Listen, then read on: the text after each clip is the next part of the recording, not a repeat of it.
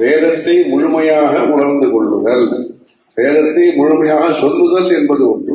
வேதத்தினுடைய அபிப்பிராயத்தை, வேதம் எப்படி படிக்க வேண்டும், எதற்காக படிக்க வேண்டும், எங்கு படிக்க வேண்டும், யார் மூலமாக படிக்க வேண்டும், இதை படித்துக் கொண்டு குடும்பத்திற்காகவும் சமுதாயத்திற்காகவும் தேசத்தினுடைய நலனுக்காகவும் நாம் எப்படி பாடுபட வேண்டும்.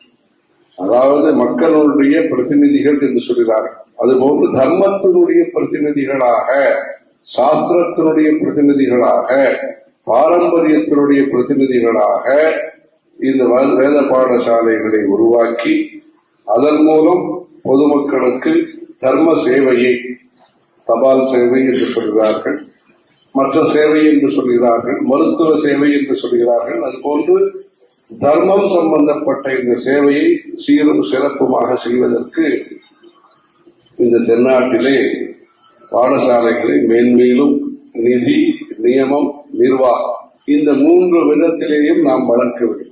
நிதி, அதாவது பொருளை அளித்தல், நேரத்தை அளித்தல், வாலண்டியர்கள் நேரத்தை அளித்தல். குடியரசு கொடுக்கிறேன் சொன்னாலும் புதுசாக வாலண்டியர்கள் தேவை.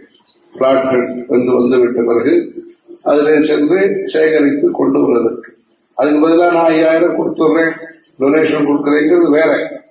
அவர்கள் கொடுத்த பொருள் இந்த இடத்திற்கு பொருளாகவே வந்து சேர்வதற்கு, அதிலே இருக்கக்கூடிய மன திருப்தி என்பது, நேரடியாக தர்மத்தை செய்தோம் என்கிற ஒரு சந்தோஷத்தை பெறுவதற்கு சரீர பரிசிரமம் செய்யக்கூடிய, சிரமதானம் செய்யக்கூடிய, தானே அதிலே தர்மத்தில் ஈடுபடக்கூடிய வாலண்டியர்களையும் புதியதாக நாம் இளம் வயது வாலண்டியர்களையும் உருவாக்க வேண்டும்.